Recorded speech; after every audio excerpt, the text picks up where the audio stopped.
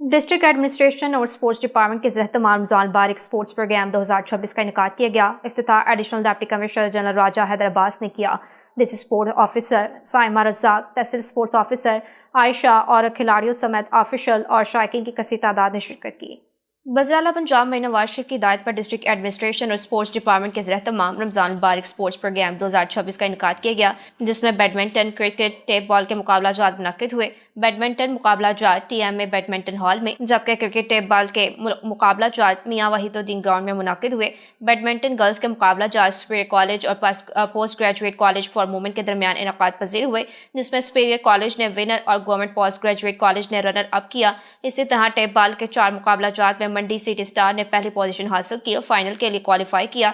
کھیلوں کے مقابلہ جات کے اختتام پر ونر اپ اور رنر اپ کھلاڑیوں میں نقد انعامات، ٹرافیز اور سرٹیفکیٹس تقسیم کیے گئے۔ ایڈیشنل ڈپٹی کمشنر جنرل راجہ حیدر عباس نے کھیلوں کے بہترین انتظامات پر ڈسٹرکٹ اسپورٹس آفیسر سائمہ رزاق کی کاوشوں کو سراہتے ہوئے آئندہ بھی اس طرح کے ٹورنامنٹ کرانے کی ہدایت کی۔